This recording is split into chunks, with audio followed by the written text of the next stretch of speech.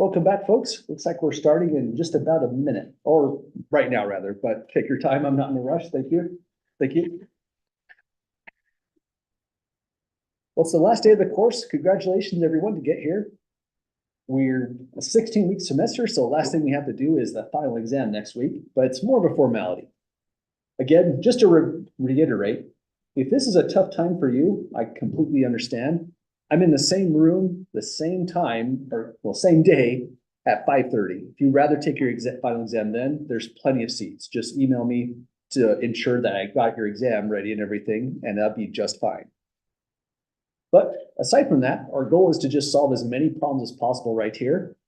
But I'm also happy to take any questions you might have. Anything from homework, old homework, current homework, old exams in the past, all up to you.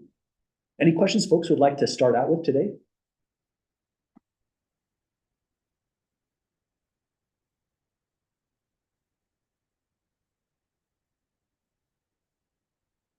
Okay, we'll hold that thought though. If a question does pop up that you wanted to have us take a look at before we run to the end of the time, don't hesitate to interject. You can even put it in chat here or something like that, and we'll go in order of the requests. But aside from that, I think we'll just start off on problem number 2 and go down the line. Does that sound right to everyone? Okay, that means we're starting off with trigonometric equations, but there's a lot of the course just right here in this one concept. We review a bunch of stuff. Very first thing we've got to do though to solve this trigonometric equation is isolate cosine. We need it completely alone on one side of the equation. So subtract root 3. Divide by 2.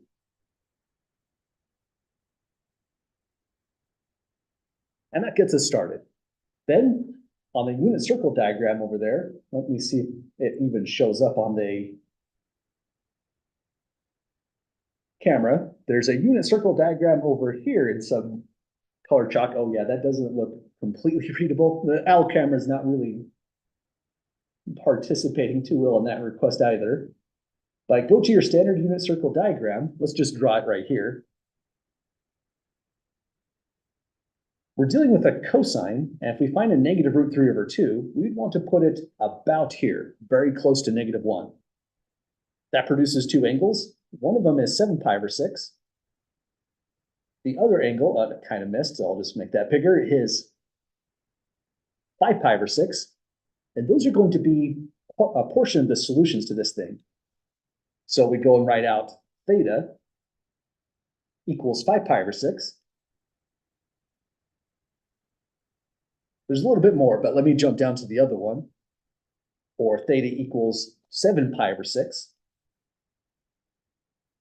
But for both of these, we need to add something in order to get all solutions.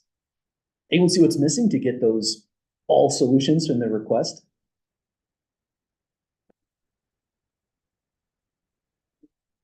Sorry, say again? Yeah, exactly. K is going to represent any integer. So you might say K is in Z. That just means it's 0, 1, 2, 3, or the negative of those values. So 2 pi K does the job. Reason it's 2 pi is that's just the period of cosine. So what we're saying when we add this in there is 5 pi over 6 is a solution. If K is 1, we rotate all the way around and land back. It's just another solution. K is 2, it just means we wrapped around twice and so on. And so that's the way in which we specify every single solution. And we'll try it again on problem 3. Any questions first with this one? Okay, next one also wants all solutions. It says tangent 3x equals negative 1. But this one's a little bit trickier only because the period is different. So let's start by saying the period of tangent x is p equals. Any volunteers for what that period ought to be?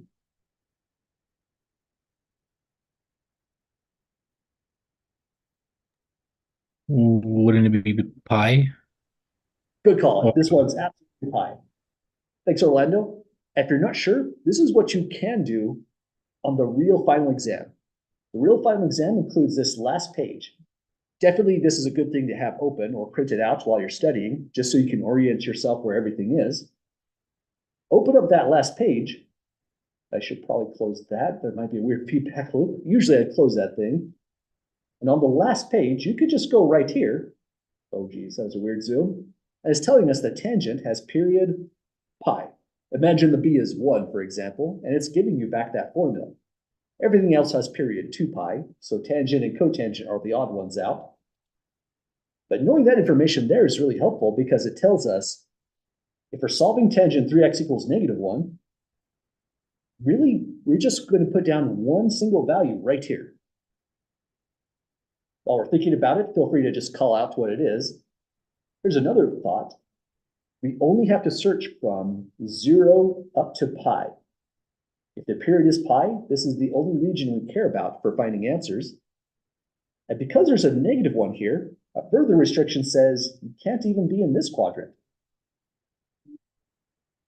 Exactly, the angle has to be this one, as you said, 3 pi over 4. So coming back over, we say 3x equals 3 pi over 4 plus 2. Oh, we have to back off on that. It's just a common pattern to say 2 pi k, right? But no, if the period is pi right here, we need to say it's just plus pi k. And now that specifies all solutions in this problem. Any questions, folks, so far to that stage? How did we get to the 3 pi? Well, we kind of went in stages to say first, because the period of tangent is just pi, we only had to search along that region right here. Quadrant 2. Exactly. The reason it's in quadrant 2 is only due to that negative sign right there. This value is going to give you negative for cosine, positive for sine. And so when we go and take tangent 3 pi over 4, it comes out as root 2 over 2, that's the positive sine value. Negative root 2 over 2 is the cosine value, giving us back that -1 right there. Got it. Yep, you bet. Other questions at the moment? Okay, now that we've got that, keep in mind the problem isn't over, right? But it's not too much more to do. Just divide the whole thing by 3, and we have the solution x.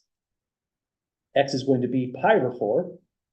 When it divides here, it just clears out the 3, and then pi k thirds. And we did it, folks. That's two equations down. Well, does that make sense at the moment? Any questions or comments about either of those so far? Okay, so coming down, here's the next one. Only thing new on this one is it looks like it involves factoring. Let's put it on the next page just to get some extra space. So first thing I would want to do is factor that by trial and error. There's our start. We can split cosine squared as cosine and cosine.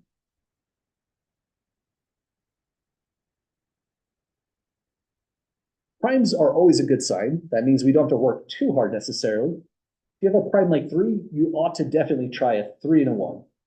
It should work out. We just need to decide on the right signs. Anyone see what these two signs in the middle should be?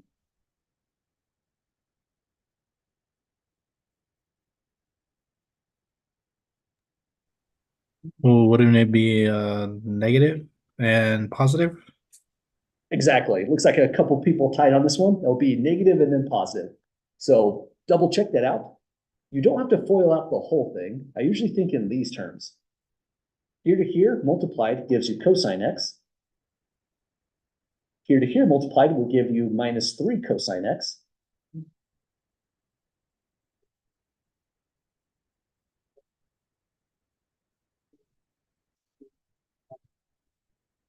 Exactly. That's a great way to think of it as well. So if these multiply to a -3, add to a -2, that's the whole punchline to the check. Absolutely. It can get a little bit vaguer if there's like a coefficient in front of here. You'd want to be careful to see what that actually comes out as. But either way you look at it, you're getting a -2 altogether. -2 cosine x. Tells us the factorization worked. The problem isn't over, but that's the very first key step. Let me move this tool thing over here. Any questions at all, folks, with the factoring? Okay, after we've got it factored down, here's the whole punchline to why we would have wanted to do that. This is now two equations of lesser complexity, much easier to solve. This now implies right away that cosine x minus 3 is 0, or cosine x plus 1 is 0. So two equations to solve.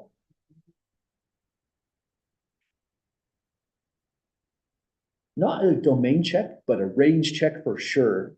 The range is going to come up on this absolutely, so good call. On this one, if you add 3 to both sides, cosine x is positive 3. But like Michael's saying, what would you say the problem is with that as an equation? It's out of the unit circle, meaning you can't go over 1, or in this case, something like that. Yeah, absolutely. This is just way out of range, and so no solution. Let's say it this way, no solution, since no matter what x value you put in there, cosine x is constrained between positive 1 and negative 1. That's because its amplitude is 1. So the 3 right there is already far out of range. That's okay, we'll just go over to the other equation, solve that one. Cosine x is negative 1. We need a solution for that. But this has only one possibility. Exactly, if you're right here at pi, that's when you're getting your negative 1. Good call. So grab this value. This tells us x equals pi. But never celebrate too early on this stuff. We have to look for all solutions on this problem. So add plus 2 pi k. So there it is. This specifies every single solution to that original equation. You want to get that to equal to 0, you put in values like that. It'd be, say, pi. If k is 1, it'd be 3 pi, 5 pi, and so on, are all solutions. Well, any questions, folks, at the moment?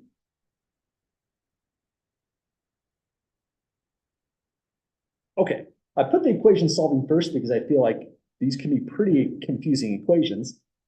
But throughout the rest of them, I think we're more kind of in the order that we did do the course. So problem number 5 is asking us to simplify an expression. What this one is really all about is knowing what a cotangent is, what a secant is, and a cosecant. And one additional little thing, cosine of negative theta is just cosine theta. That's an even function. That would mean secant of negative theta is just a secant theta. And that's because secant is 1 over cosine, so it obeys this property right here. So we can use those ideas to immediately convert that to a positive angle. That's our big takeaway. But let's also go down the line. Cotangent is a cosine in the numerator, so we'll have cosine squared of theta divided by sine squared of theta.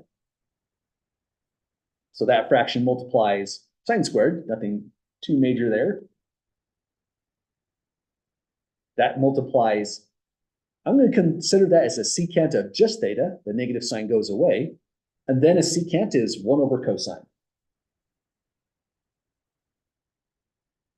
So here's one way to think about it.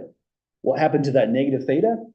Well, it has to be positive because of this identity right here, which then conveys the 1 for secant also wipes out the negative sign. So they're both even functions.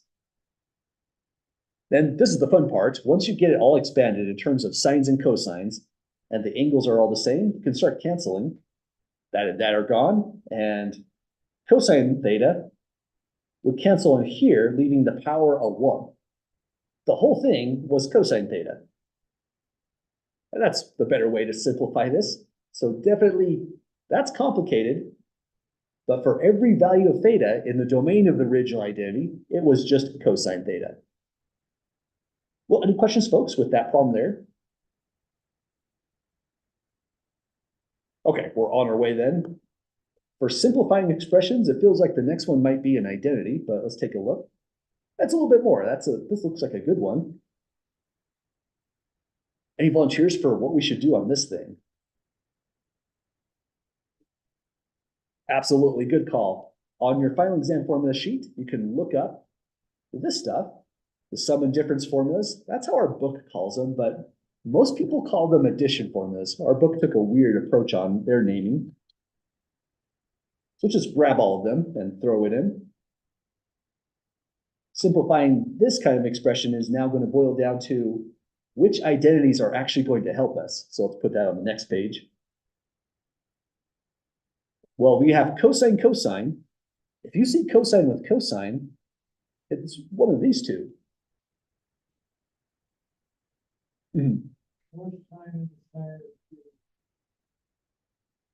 Periodical. Yes.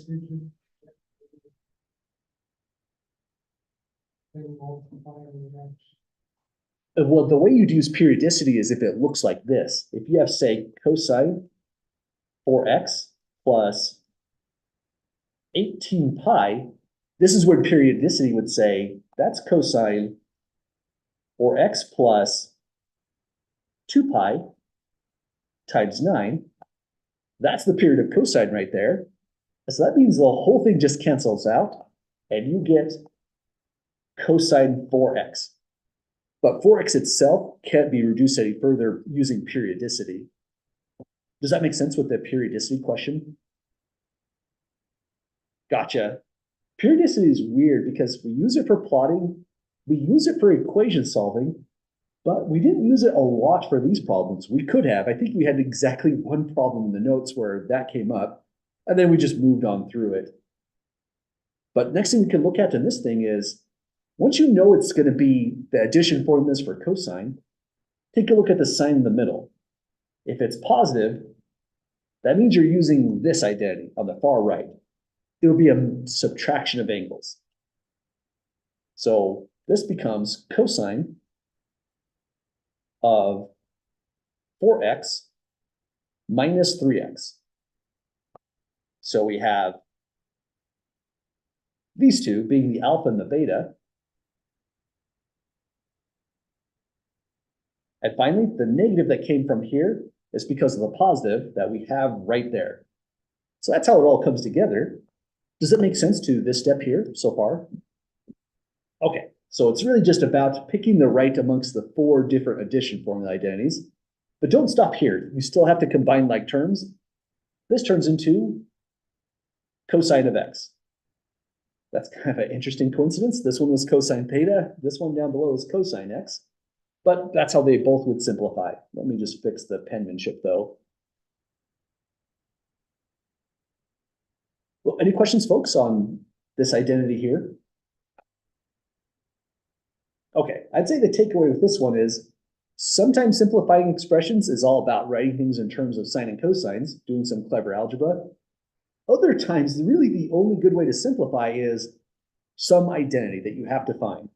So that's the purpose of definitely take a look at this sheet, know where everything is, be familiar with these identities, because if we have to search through this 2-page document every time something might come up, it makes the whole exam a lot harder. The more familiar you are with those identities, the easier everything becomes.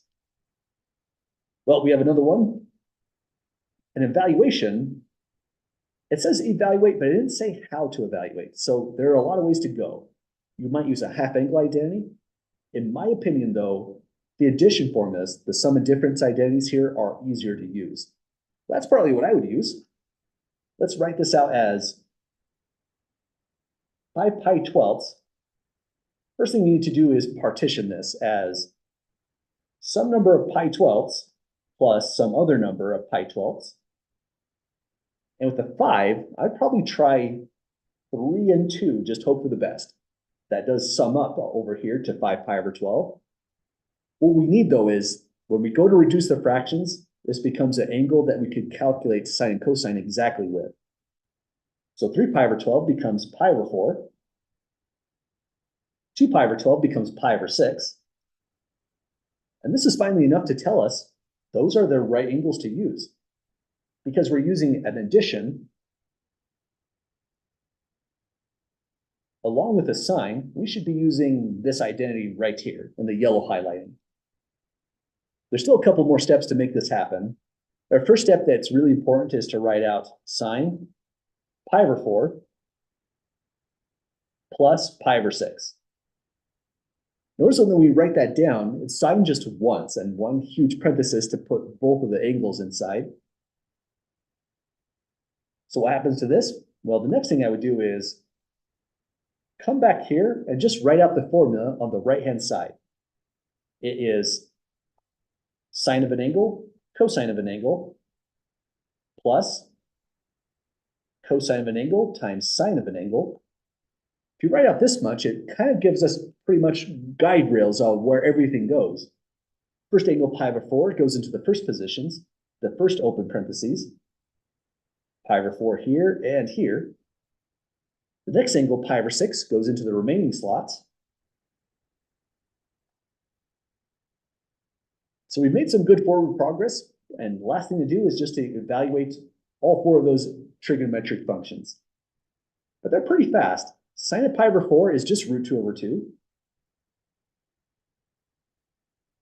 Cosine pi over 6 is square root 3 over 2.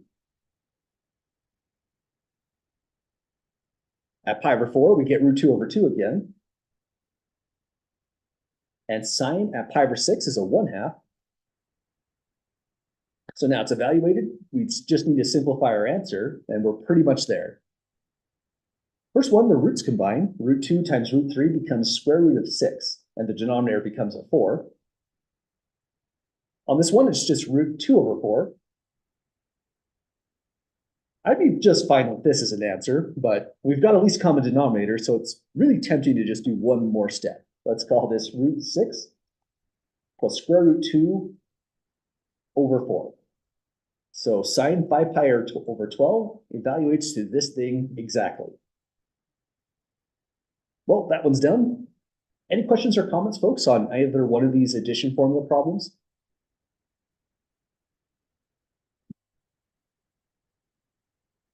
Okay, let's move on down the line then. So after doing addition formulas, I have no idea what's coming up next. It says next on problem 8, assume that sine is as negative value, -1/4. Theta is constrained between pi and 3 pi over 2, so that places us in quadrant 3. That makes sense why sine is negative. And we're doing a whole bunch of function evaluations. So let's run through these carefully. First one we're doing is a cosine theta. But notice there's also a cosine 2 theta on the list, a tangent theta divided by 2. So it looks like we're using double angle identities, half angle identities, and that kind of stuff. But the very first thing is calculate cosine theta. Pick your favorite method. Either right triangle trigonometry will work. I'll use Pythagorean's theorem or Pythagorean's identity on this one, mainly because that's an important identity, and the more you use it, the more we're going to see how it enters into other problems. So let's use cosine squared theta plus sine squared of theta is 1. We have a value for sine squared at -1/4, so that plugs in. And now it's cosine squared theta plus the -1/4 squared set equal to 1. So next step, I've got a cosine squared of theta plus a 16 equals 16/16. We can now subtract and say cosine squared of theta is 15/16. And just to not take up too much vertical space, I'm going to use the nice trick of follow the arrow. Square root both sides, and we have cosine theta equals positive or negative square root of 15 divided by 4. So I square root the numerator, square root the denominator simultaneously.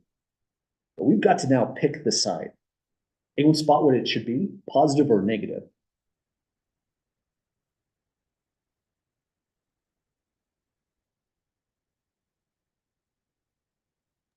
Is it negative? Good call, folks. Again, I think you both tied, Michael and Orlando. It's a negative. So the picture looks about like this. Here's pi coming from this constraint. Here's 3 pi over 2. I have no idea where theta is, so I'm just going to say it's somewhere there. There it is. The cosine value is negative. The sine value is negative. So we're picking the negative sign on this one. So here it is. Cosine of theta is negative square root 15/4. And now we're on our way. We're just picking identities and cranking things out. This is like the hardest part of this problem in a certain sense. The rest is just know your identities. So first off, if cosine 2 theta comes up, you can come to any one of these and either one of these would work. I usually just use this one by default, but it's kind of cool to know you could have used this one. You don't even need to know what the cosine value is. You could have done that one as your very first step. It just requires sine. But to me, this is the standard one for cosine 2 theta. It goes cosine squared theta minus sine squared theta. And for me personally, I almost always use that one, unless I have a purpose to use the other identities. That purpose would be, it's just needed to solve some trigonometric identity. So next step, you're squaring your cosine theta value. But that means the thing that's actually being squared is this, negative root 15/4. The minus in the middle survives, and the thing you're squaring for sine was the given value at the start, negative 1/4.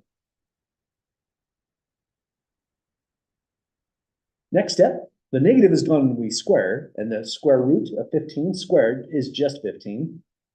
Divide by 4 squared for a 16. This one squared becomes 1/16.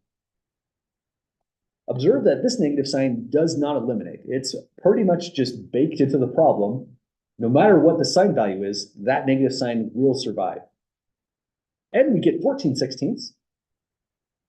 That reduces to 7/8.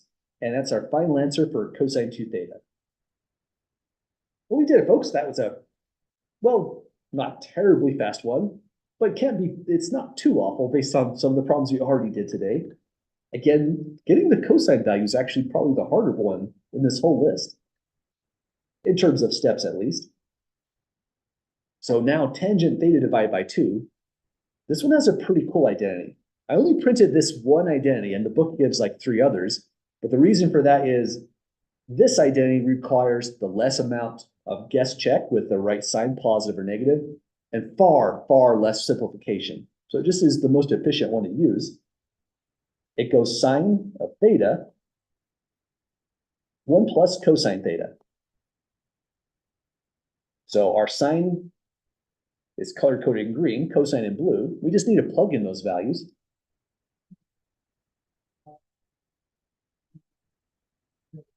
Yeah, that one was our given one. So we can put the negative 1/4 up in the numerator. Denominator is a 1 plus, and we have a negative root 15/4. I'll put it in, let's see, just trying to write away. That doesn't look too confusing. How does that look to folks for the negative root 15/4? Okay, don't look like anyone's too opposed. This is the right value. And now the last thing I would do is we still have to simplify it. Sorry, say again? The negative, yeah, this would just be a negative right here is what you're saying.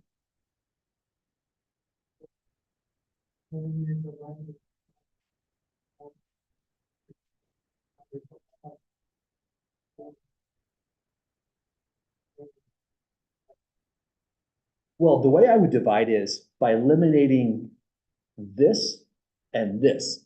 So you could take another approach, find the least common denominator between 1, negative root 15/4, add the fraction together, multiply by the reciprocal, flip them, but you could cut through all of that by just doing this. Take a look at your denominators. If they're both 4, multiply by 4/4. When it multiplies here, you get negative 4/4. That's just a negative one. When it multiplies here, we get a 4. I'll put a minus now from this negative sign. And then it multiplies right here, but that's going to be root 15 times 4 over 4 like that. In other words, it's just a whole bunch of cancellations. Numerator is negative 1, denominator is 4 minus root 15, and the whole process is over. That's an absolutely acceptable answer. Don't worry about rationalizing on these problems, unless you really want to. Then I'd say go for it if you've got the time. I would encourage you to stop at that step though. Does that make sense with the simplification phase? Okay, It's always a cool algebraic trick. We've used it quite a few times in class. And the major reason it's used a lot is it saves huge amounts of time in finding least common denominators, multiplying by reciprocals. That's a lot of additional steps. Well, any other questions with the tangent version?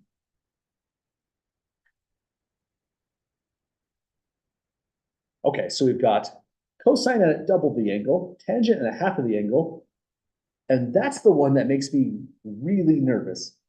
Sine at half of the angle, it's not too hard to calculate, but it's hard to get nailed down perfectly because the formula goes like this: positive or minus square root 1 minus cosine theta, and we already have that value, so we're all set on this end, divided by 2.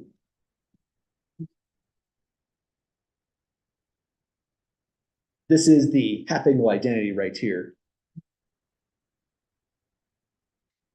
Well, using a double angle identity, we want to have a 2 theta in there to make the identity work out right. You could force it in there. You could say, you absolutely could. You could say that this is sine 2 times theta over 4 is what you could do. That's what allows the double angle formula to work. And then you'll have 2 sine theta over 4, cosine theta over 4. But then the downside of that is these are harder to calculate than this one was right here, if we're going the double angle formula approach. Does that make sense for the double angles? That's unfortunate too, because I know what you mean. If you could find a better identity, that would do mankind a wonderful service, because this identity is kind of cruel in a way. The cruelty of it is right here. We have to pick the right sign, and it is worth credit on this one. Probably 1 point, nothing major. So it's a kind of problem where it's easy to write down the identity, but it's hard to nail it down exactly, getting the right positive or negative. Here's how we can do it. You go back up here where we knew pi was constrained between 2 values, pi and 3 pi over 2. Just write that equation down again. Pi less than theta less than 3 pi over 2. And our whole objective is to get pi over 2 into the problem. Well, just divide by 2. I said pi over 2. Let me try again. Our objective is to get theta divided by 2 into this problem. So that's why we're dividing everything by 2. Here's what it looks like to start. So now we have pi over 2 less than theta over 2 less than 3 pi over 4. Let's put down a quick diagram. Here is pi over 2. Here is 3 pi over 4. And theta over 2, the major thing we're worried about, is somewhere in the middle. What this conveys is sine is going to be positive in this problem. And notice how tricky that is. If we were looking at the wrong diagram, we might have mistakenly said sine was negative. It's not true. That's only if you're doing sine at theta. At theta over 2, you are right here. Output is positive on this one. Definitely kind of tricky though, but does that make sense, folks, on getting that result? Okay, all we have to do is find our cosine theta. It's up here, negative root 15/4. We drop it into that location and just simplify it a little bit. Nothing too major on the simplification side. So this is now equal to the positive root, so we can just drop signs altogether. It's now conveyed to be positive. 1 minus negative root 15 divided by 4. That's the value of cosine that we also plugged in right there. It's also up here on the notes, negative root 15/4. It's being divided by 2. And we would like to clear this denominator just like before. Pretty much we're doing this idea again. We can simplify inside the square root, making it slightly less complicated if we just multiply by 4 over 4. That clears this denominator right here. So I'll put in a parenthesis, multiply by 4 over 4, and this turns into the root of, first 4 multiplies here, so it's a positive 4. The sign combined to give a positive result. When 4 multiplies this fraction, it clears its denominator, so now it's just the root of 15. Now it's divided by 8. I mean, that's the downside of clearing it. But these are always considered a more simplified form than the thing that was originally right here. Because at least that fraction is not a complex fraction. There's no new fraction in the numerator and in the denominator. This is where the problem will stop. I wouldn't require you to simplify any further. But any questions, folks, to that stage?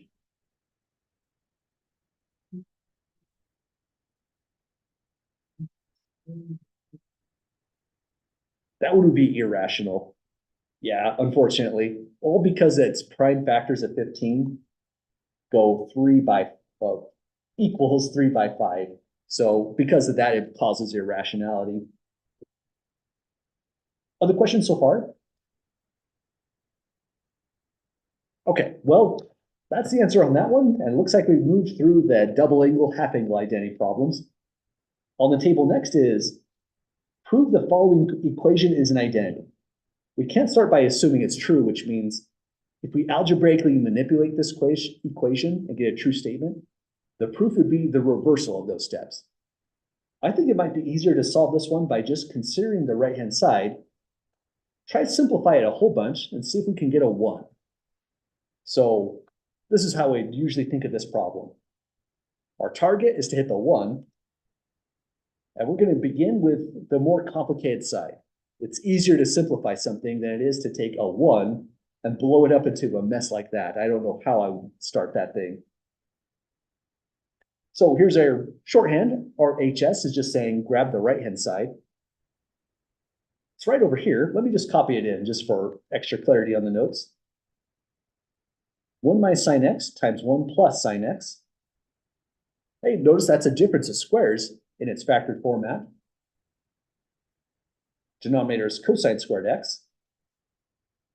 And I think the most tempting step that should pay off really well for us is just expand out the numerator. So let's hit it with FOIL. We'll get 1 plus sine x when we distribute the 1 through.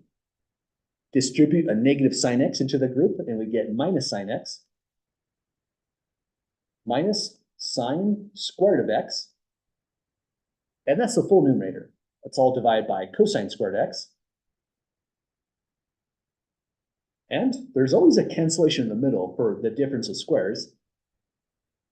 Those are completely gone, and we just get 1 minus sine squared x. This is the moment where we need some inspiration. And unfortunately, what we need is not on this sheet. This is something that we have to recall to get to the next steps. Anyone happen to know what identity we need at this stage?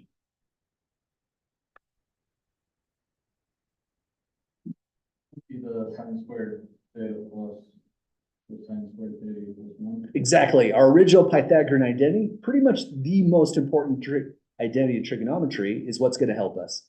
So let's start with, just as you said, cosine squared x plus sine squared x equals 1. This is one identity, but it is really 3 identities. This is the form when it's solved for 1. It's a whole new form when you solve it for cosine squared. And that's what we're going to do. Subtract sine squared from both sides. And now we have cosine squared x equals 1 minus sine squared x. So that's exactly the step we're going to take. We're just going to throw cosine squared right here. So it equals cosine squared divided by cosine squared. This is still an ordinary algebra class where you can say something divided by itself will equal 1. And that is the left-hand side. So that does it for us, folks. If you can get through a chain of equalities like this and go from one side to the other, you've proved it. You don't have to carry the whole equation down just working on the right side.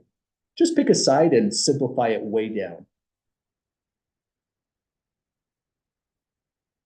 Yes, we couldn't have pi over 2 here either. So these identities are true for all value theta in the domain of both expressions. So yeah, already we can't have x cannot be pi over 2 plus or minus pi k. So every one of those values would be an exclusion to that identity. Those would cause divisions by 0 down below, like you said. Other questions at the moment? I Or got a comments? quick question. Yeah, How do you want us to answer this one? Do we just write yes, it's true, or no, it's not true, and then have the work to back it up? well, the identity I'm going to give you will be a true identity. And so as long as I can see this on your paper, that's pretty much all I'm looking for, that you are able to chain a set of equalities through everything. For end statement, if you want to put on one, you could say, this verifies the identity is true. That'd be a good capstone statement for this kind of problem, but I would consider it optional. So as long as I see the algebra and saw that you were able to get from one side to the other, then I'll just think that you thought this in your head. It's a true identity at that point. Does that Okay, answer your thank you. question? Yeah, you betcha. Other questions so far?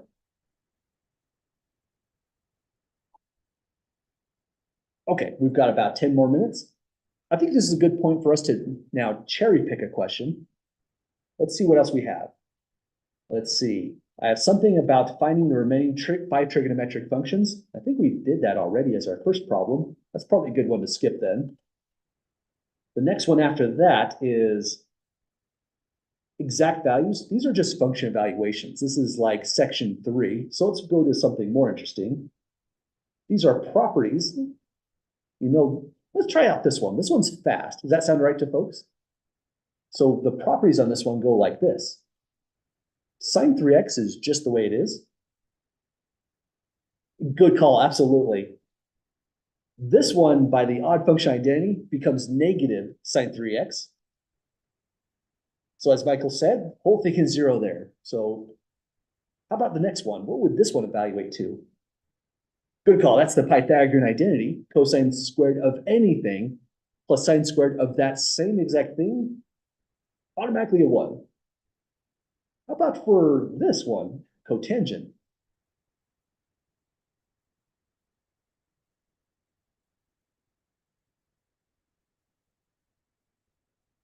The format of it is kind of tricky, but one thing you can say about cotangent is that cotangent theta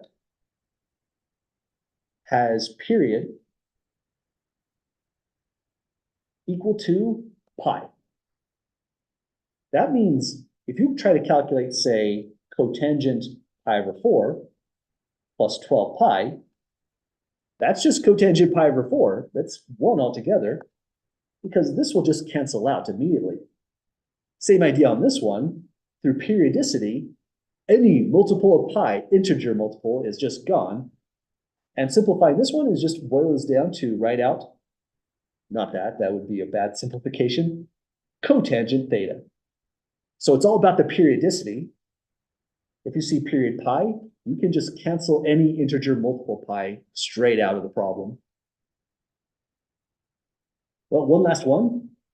This one is related to part A. The big punchline to part A was that a negative right here can produce a negative sign in front. You can factor out the -1. But what about for this one? Anyone recall what happens to cosine with the negative? Exactly, the negative is just gone. So you could write out to that cosine negative x is just cosine x. And that means this was the answer all along, 0.21. So those are pretty fast concept questions. I think we saw stuff like that on exam 1. It could potentially come back on the final exam, but they're mostly reminders like Pythagorean identities, stuff like that, periodicities, and so on. I think a fun one to do for us might be this one, problem 13, to end the day with. We haven't graphed anything so far. Does that sound all right to folks? Okay, here's our last one for the day. Because we're studying for the final exam, let me show you what I would do as a student in my own class taking my own final exam. I would see we're plotting a tangent and then immediately go to the notes. And here's a cookbook for plotting any trig function. So I would probably just start staring at this. Here's my version of staring at it for a review. Because it gives us essentially everything we need to hit every single part of this, just about. Very first thing is we write out the period. Because it's a tangent, notice we are just taking pi, dividing it by whatever b happens to be, which is pi over 3 in this problem. So pi divided by pi over 3 is how this would start. This is pi times the reciprocal, 3 over pi, which tells us the period is 3. It's kind of nice. Notice it says also calculate a half a period. Now the reason for that is that's the increment in the problem. You need to go that distance to get to an asymptote or to an x-intercept and so on. So calculate 1/2 period. Let me say what we're calculating. I think that can be helpful too. The increment is 1/2 of the period, which means it's 1/2 times the value we just calculated, 3. So 3 halves altogether. So that takes care of that. Next big element is phase shift. To get the phase shift, we should take some of this stuff off so it doesn't get too crazy. Notice the big thing about it is you're dividing by b again. And it's going to involve, this is the most common mistake, the opposite sign. So no matter what you've got going on here, you will always take the opposite sign of that. If it's a positive, you can put in a negative pi over 3. I think that was mentioned before. But it's still going to obey the same exact result. Even if it was positive there, we would take the opposite sign. We have to always take the opposite. So if it looked like this,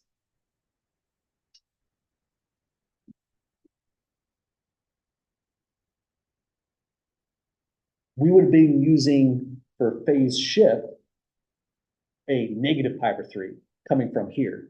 So we have to regard the sign and take the opposite of it. But you could also think in these terms, if there's a positive there, it's also tangent pi over 3 minus negative pi over 3. And that's why we're always taking that opposite sign. You can force in the negative there, but then what does that do? It just flips the sign again. So either way you look at it, you are guaranteed to take the opposite sign of whatever is here. So one way or another, here it is, opposite sign, pi over 3. We have to divide by pi over 3 again, but that just boils down to multiply by the reciprocal, 3 over pi. So the phase shift on this whole thing comes out as an even 1. Kind of an interesting coincidence. So once we have the phase shift, the period, the increment in the problem, last thing we want to get to is, where does the cycle even start? This is a very confusing part of this problem, so let's be careful with it. The start is negative 1/2 of the period. Notice you've already calculated 1/2 of the period, so you're just taking the opposite of the increment. Then add to it the phase shift. So we're taking negative 1/2 period, insert a negative here, it's negative 3 halves.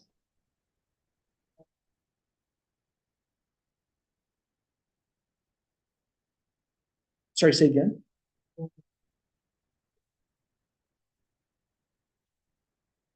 Well, that's what this is trying to do, start right on an asymptote. So that's kind of the goal of these notes right here. You started at 0? I would have to take a look at that, but if you started at 0 and gave me 2 full cycles, then your graph still is correct. It just kind of looks funny. But right here, we're going to start right on an asymptote.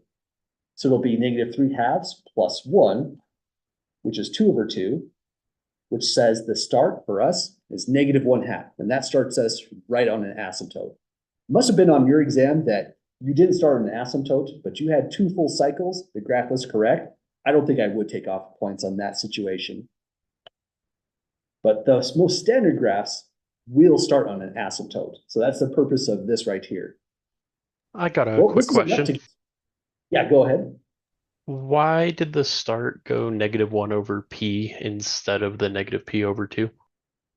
Oh, the purpose for that goes all the way back to section 6.2. And in 6.2, when we were graphing, let's see, this one was sine, so it wouldn't have been this one. Let's see, this one was a cosine, so something other than that. Here it is, tangent has a odd feature. The problem with tangent is that its denominator is a cosine function. And we want our graph to start right on an asymptote, but for cosine, it's going to be 0 at the multiples of pi over 2 like this. So right here is where the function really starts. This is the first value where you plug into cosine, you get a 0. So that's a vertical asymptote. But then notice so far, to address your question, that this value at -1/2 is really just this. We took -1/2 of the period, negative pi over 2. We added the phase shift, but in this problem, the phase shift was 0. But that's pretty much the answer to that question. We have to move backwards in order to hit an asymptote relative to cosine. And so that takes on this formula, the formula there. Does that make sense for that question? Yes, it does.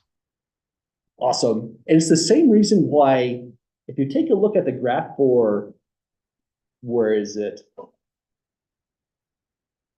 Yes, secant has the same odd feature. We want our secant graph to start at an asymptote, but to make that happen, you need to go to this value, -1/4 of the period plus the phase shift. Whereas over here, it was -1/2 of the period. So those are some really weird oddities. But at the end of the day, pretty much the rest of the graph, if you follow the cookbook, as I would call it, it's just going to go like this. Here's -1/2. Add your increments. So the next one is going to be 2 over 2, 5 over 2, 8 over 2, 11 over 2. You're going for 5 points no matter what function you're plotting. You'll notice that that was always a pattern. Here's the vertical axis. This one's kind of just slapped on really fast. It will start at an asymptote for sure. The next one is always an x-intercept. The next is an asymptote, then an intercept, then an asymptote. Next thing we look at is the format of tangent. It's positive, so that means it's increasing like this.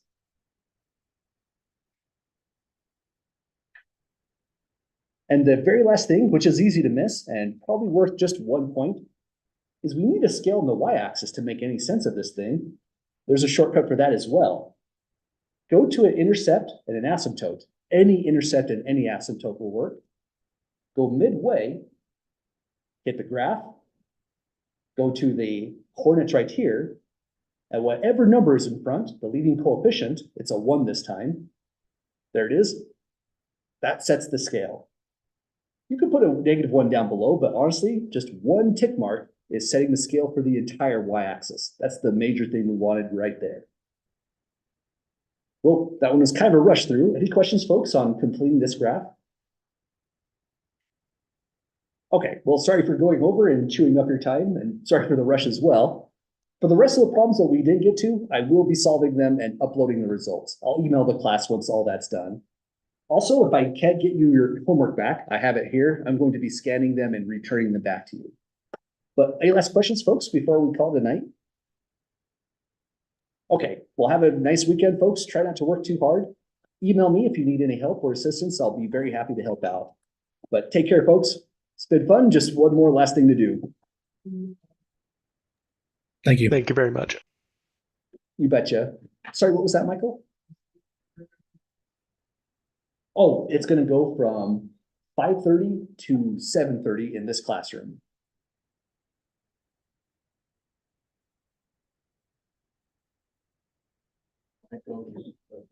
Okay, sounds good. Take care. I signed up for your Calc 2 class next month. Oh, awesome. That sounds cool. Yeah. That one's a wild adventure. I can't wait. So the toughest thing about Calc 2 is forgetting Calculus 1. So you're in like the most ideal situation to hit Calc 2 content. Yeah, yeah. Calc 1 this summer, and sat down with the advisor and So really black, I think it's from 7 to 8:07. 1707, yeah, they tried to figure out a way to make 4 credits work. They decided, I don't know who did the math.